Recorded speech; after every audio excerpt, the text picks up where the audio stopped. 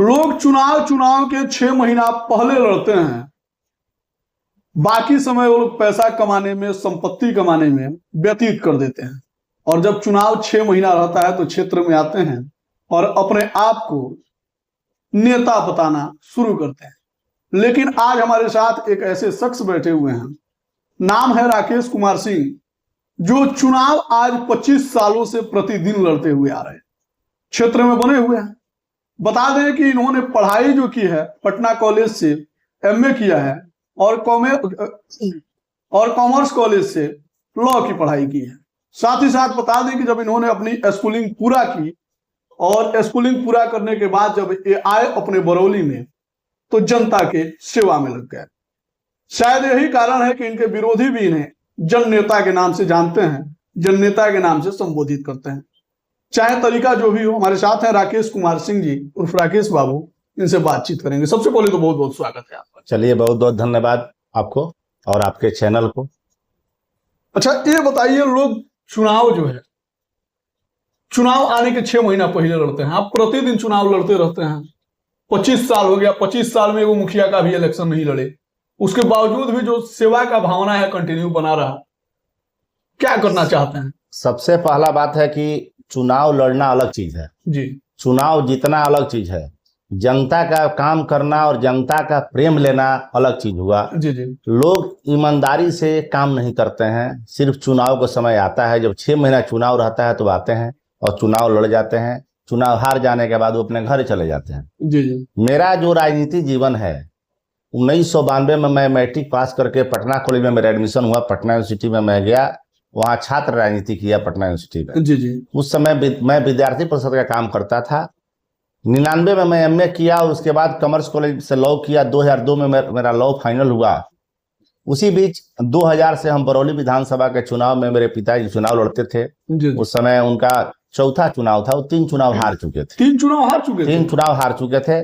उसके बाद मैं 2000 से लगातार उनका चुनाव कैंपेन देखने लगा और जनता के बीच में रहने लगा। और मेरा शुरू से इंटरेस्ट था कि मैं जनता का सेवा करूं। संयोग जो कहे, मान लीजिए कि उनका काम मैं करते करते बरौली के जनता के बीच में घुल मिल गया और लगातार काम करते रहा। तो उसका लगभग 6 चुनाव, मेरा 2015 में मेरे पिताजी चुनाव 357 वोट से करीब हार गए। उसके बाद फिर हम लोग 20 का चुनाव लड़े, 20 के में चुनाव जीते, फिर जनता के बीच में है।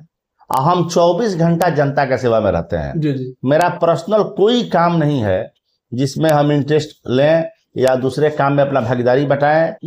और जनता का काम करने में मेरा रुचि भी रहता है। जनता हम पर विश्वास भी करती है। जनता के हर सुख दुख में जनता जब याद करती है, उसके साथ 10 से 20 मिनट और 1 घंटा के अंदर उसके पास मैं रहता हूँ।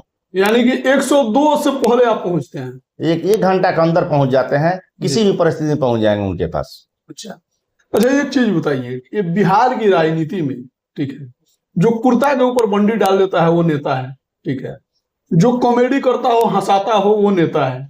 फिर आपको इतना पढ़ाई लिखाई करने की क्या आवश्यकता थी जब राजनीति में ही आना था? देखिए, जब आदमी पढ़ा लिखा होता है तब पब्लिक का काम करने में मजा होता है। जी जी। जो अनपढ़ गंवार नेता लोग होते हैं, वो पदाधिकारी से उनका सामंजस्य अच्छा नहीं बनता है। जी जी। अब पदाधिकारी, कोई भी पदाधिकारी हो, किसी कास्ट का हो, किसी जाति का हो, किसी धर्म का हो, किसी मजहब का हो, अगर उसको भी सम्मान की जरूरत है। जी जी। जब आप पढ़े लिखे रहेंगे, अच्छा यूनिवर्सिटी कॉलेज में आपका शिक्षा दीक्षा रहेगा, तो अगले पदाधिकारी से आपका बातचीत करने का लहजा भी अलग रहेगा। तो उससे जब सामंजस्य अच्छा होगा तो जनता का पूर्ण रूप से काम होगा। जी जी। अच्छा, लोग आपको जन नेता कहता है, बहुत खुशी की बात है कि लोग हमको जन नेता कहता है।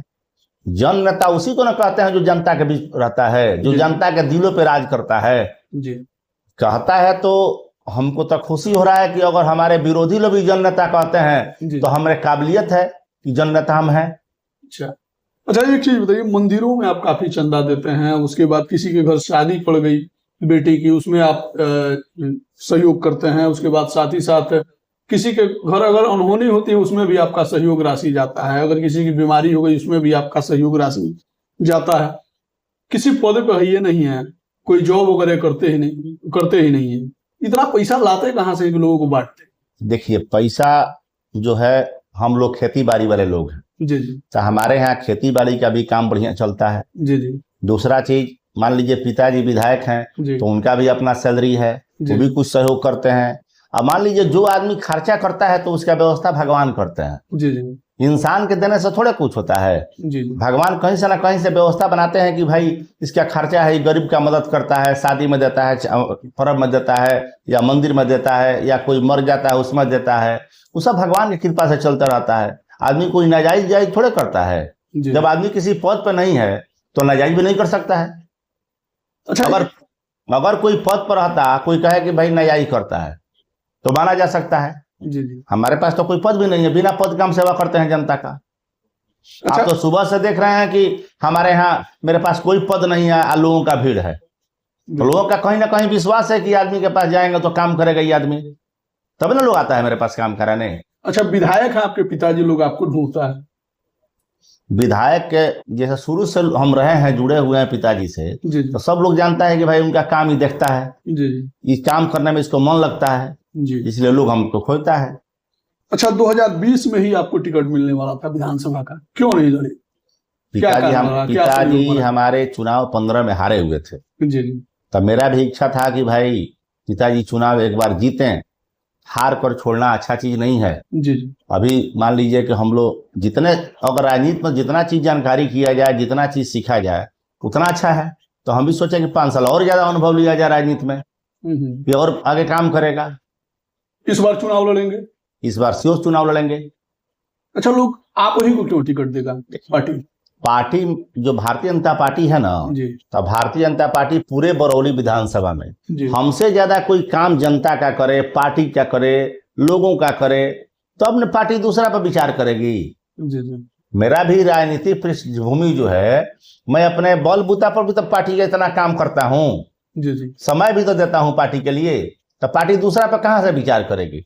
अच्छा, ये वो बात बताइए, मतलब पार्टी में आपको टिकट किस बेस पे मिलेगा? पिताजी विधायक हैं इस पे मिलेगा कि आपके काम के आधार पे मिलेगा? मेरे काम के आधार पर मिलेगा। पिताजी विधायक है तो बहुत बिहार में विधायक लोगों का बेटा है और एमपी लोगों का बेटा है जो काम नहीं करता है, जी तो उन लोगों को पार्टी थोड़े लड़ा देगी। पार्टी में हम 25 साल से लगातार काम कर रहे हैं। जी जी 1990 में मैं पिताजी के पार्टी का कार्यालय चलाता था माझा में। जी जी मेरा 30 साल से लगा हुआ है भारतीय जनता पार्टी से। जी। तो पार्टी का जो काम करेगा उसी को ना टिकट मिलेगा। तो हमसे ज्यादा कोई पार्टी में काम नहीं करता है विधानसभा में, तो टिकट मिलेगा किसको? आपसे ज्यादा कोई काम नहीं करता है? हमसे ज्यादा ना पार्टी का कोई काम करता है ना जनता का काम करता है। मांगने के लिए अगर बेडरूम में बैठ के कोई टिकट मांग ले तो वो अलग चीज हुआ। अच्छा, मान लीजिए कि 5 बार से विधायक आपके पिताजी हैं, क्षेत्र का कार्य आप लोगों ने किया है, विकास आप लोगों ने किया है। इस बार अगर बरौली विधानसभा में अगर आप लोग वोट मांगने जाएंगे, अगर राकेश बाबू अगर वोट मांगने के लिए बरौली विधानसभा में जाते हैं, तो इनका मुद्दा क्या होगा? देखिए, मेरा 25 साल में जितना बरौली विधानसभा में विकास हुआ है, जी जी हमारे समय से चुनाव के पहले तक एक भी रोड नहीं बचेगा जी। पूरे विधानसभा में। क्यों चुनाव के पहले ही? इसलिए कि कुछ काम टेंडर के प्रक्रिया में है। जी जी तो जो टेंडर के प्रक्रिया में है, जो अभी 26 तारीख को बरौली विधानसभा में टेंडर हुआ है 58 करोड़ का, जी जी तो अभी वो टेक्निकल और प्रक्रिया में है, काम के प्रक्रिया में, पेपर वर्क के प्रक्रिया में। तो उसके काम करने में लगभग 10 दिन 20 दिन 25 दिन लग जाएगा उस रोड चालू करने में। तो सब चुनाव के पहले फाइनल हो जाएगा। अभी हमको लगता है 7-8 रोड में काम चल रहा है मेरे विधानसभा में, तो जो लगभग 1 महीना 1.5 महीना में खत्म होने वाला है। जी जी।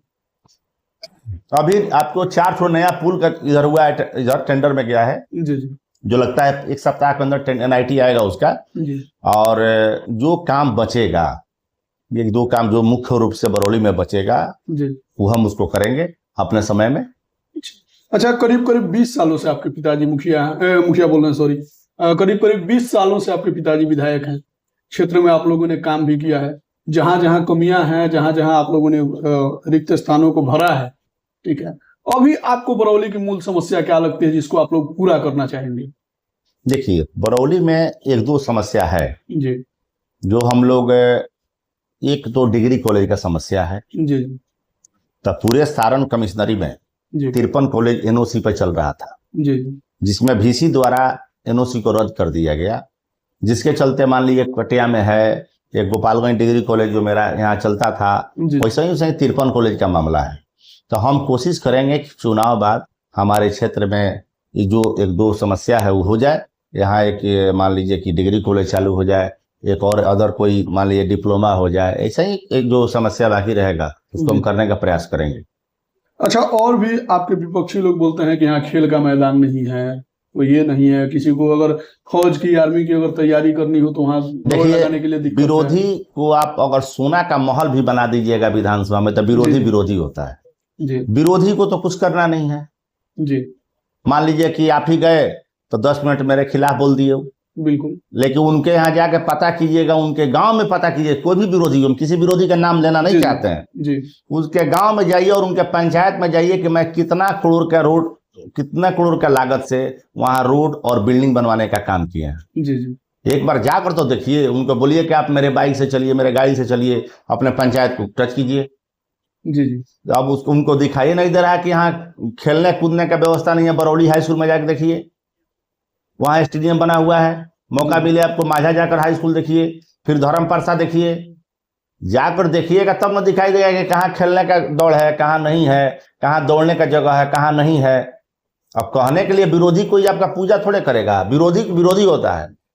अच्छा, थोड़ी देर पहले हम लोग की जब चर्चा हो रही थी ऑफ कैमरा तो आपने एक बात बोला कि जो लोग हमारे विरोध में हैं, जो लोग हमारे विपक्ष में हैं, उनके घर भी हमने शौचालय बनवाया है, तो ये फंड दिया है, वो फंड दिया है। जैसे विरोधी अगर अपने मन में जी चिंतन करें, मंथन करें, जी जी, उनसे पूछिएगा कि आप अपने मन में चिंतन कीजिए और मंथन कीजिए कि अगला आदमी कैसा है। जी जी। तो बहुत ऐसे विरोधी है ना जो समाज में बोलते हैं, उनके घर के अंदर मेरा 4 शौचालय निर्माण करने का काम हम किए हैं।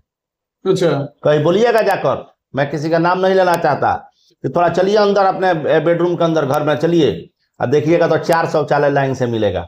अच्छा, विरोधी है तो उसके लिए ये उदारता क्यों? देखिए वो ना विरोधी मान रहा है, उसको बिना मेहनत का कुर्सी चाहिए ना। जी जी। मेहनत तो करना नहीं है, मेहनत करना होता तब ना। वो सोच रहा है कि बिना मेहनत का हम यहाँ के एमएलए बन जाए, एमपी बन जाए, मंत्री बन जाए, ये संभव है? संभव तो नहीं है। तब अच्छा, आपके विपक्षी ये भी कहते हैं कि आपके पिताजी 2 बजे सो के उठते हैं, तो विकास क्या करेंगे? और 5 बार से आपके पिताजी विधायक भी हैं। तब विरोधी से ही बात पूछना होगा ना कि 2 बजे सो के उठते हैं तो 5 बार से विधायक क्यों? आखिर कहीं ना कहीं पब्लिक को काम की आवश्यकता है। जी जी। कोई 2 बजे उठता है कि 9 बजे उठता है कि 7 बजे उठता है। अब पिताजी नौजवान नहीं ना है। जी जी। पिताजी हम लोग ऐसा तो है नहीं कि 6 बजे सुबह जग जाएंगे। जी जी। 6 बजे हम उठते हैं, 7 बजे से हम पब्लिक का काम करना शुरू करते हैं। 6 बजे उठ जाते हैं? 6 बजे सुबह उठ जाते हैं हम। मेरा पब्लिक कोई इंतजार नहीं करता, मैं पब्लिक का इंतजार करता हूँ। पब्लिक का इंतजार आप करते हैं? पब्लिक आपका इंतजार नहीं करता? पब्लिक मेरा इंतजार नहीं करता है। मेरे यहाँ अगल बगल किसी से पूछिएगा तो हम सुबह 7 बजे उठ के बैठ जाते हैं पब्लिक का काम करने के लिए। तो पब्लिक को काम की आवश्यकता है। तब पिताजी 8 बजे उठते हैं कि 10 बजे उठते हैं, उसका क्या माने मतलब रखता है? काम होना चाहिए, काम होना चाहिए। कोई आदमी ऐसा बोले क्षेत्र में आकर के हम गए, मेरा काम नहीं हुआ। जी जी। मेरे पास कोई जात धर्म मजहब कुछ नहीं है, हम सबका काम करते हैं, किसी का जाति भी नहीं पूछते हैं। आप तो सुबह से देख रहे हैं कि हमारे यहाँ कैसा कैसा लोग आ रहे हैं, कैसा कैसा लोग जा रहे हैं, ये भी बताने की जरूरत नहीं है। और सुनने में आता है कि ये सिलसिला जो है प्रतिदिन जारी रहता है। देखिए, जो बड़ा आदमी होता है, कहीं कहीं लोग जनता दरबार उसको बोलते हैं। जी जी। हम जनता दरबार नहीं लगाते हैं। जनता दरबार नहीं लगाते? जनता के दरबार में हम खुद रहते हैं। मेरा फॉर्मूला अलग है, जनता के बीच में रहना मेरा काम है। जी जी। 24 आवर्स हम जनता के बीच में रहते हैं। यानी कि जनता आपका दरबार नहीं करता है, जनता की दरबार हम करते हैं। वाह। तो उन लोगों में और मेरे में बहुत अंतर है। अच्छा, एजुकेशन सिस्टम जो है, ठीक है, लोग बोलता है कि बरौली के कुछ विपक्षी लोग ही बोलते हैं, ठीक है, कि ठीक ठाक नहीं है। आप वेल एजुकेटेड व्यक्ति हैं, पढ़े लिखे व्यक्ति हैं, अगर आप सत्ता में आते हैं, आप सरकार में आते हैं, ठीक है, हालांकि सरकार तो आप ही की है, अगर आप यहाँ के विधायक बनते हैं तो शिक्षा के क्षेत्र में आप क्या क्या? देखिए, जैसे मान लीजिए कि हम खुद बोले हैं जी कि मेरा पढ़ाई लिखाई शुरू से पटना यूनिवर्सिटी में हुआ है। एक पढ़ा लिखा व्यक्ति है, पढ़ा लिखा आदमी जब होता है जी, तब आदमी जब मान लीजिए कि हम तो अभी कोई पद पावर पे है नहीं जी जी, मैं अपने औकात से ज्यादा पब्लिक का काम करता हूँ। जब मुझे जनता मौका देगी तो हम तो शुरू से बोल दिए कि एजुकेशन में मेरा मकसद है काम करने का जी जी। जो आधा अधूरा काम बचा है, कुछ जो भी बचा हो बरौली में, उसको मेरा काम है करना। मेरा फर्स्ट प्राथमिकता है उसको काम करने का, फर्स्ट प्राथमिकता है, आप करेंगे। अच्छा, एक चीज और बता दीजिए, ठीक है, अगर मान लीजिए आपके पिताजी विधायक, फिर आप भी विधायक बन जाएंगे, उसके बाद आपके परिवार में किसी की राजनीतिक छवि है कि नहीं?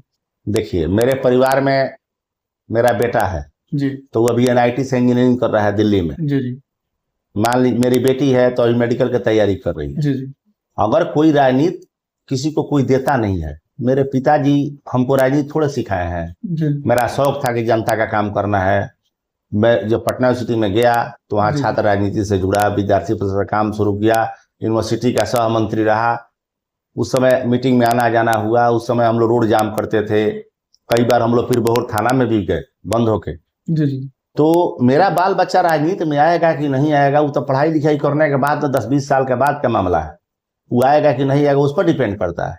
हम उसको थोड़े कहेंगे कि तुम राजनीति में आओ, आप नहीं कहेंगे? नहीं, राजनीतिक जो अभी समय चल रहा है बहुत कठिन समय है। जी राजनीति सब लोग के बस की बात नहीं है। जो इसमें आ गए हैं ना वो भाग सकते हैं ना निकल सकते हैं। अच्छा, आपके समर्थक कह रहे थे, ठीक है, जब हम आए तो आप यहाँ पे अवेलेबल नहीं थे, ठीक है, बाहर आपके समर्थक थे लोग, तो वो लोग चर्चा कर रहे थे कि अगर राकेश बाबू आ गई ना, अब 25 साल में मैंने समझा जो इस सीट फिर डगमगाए वाला नहीं है।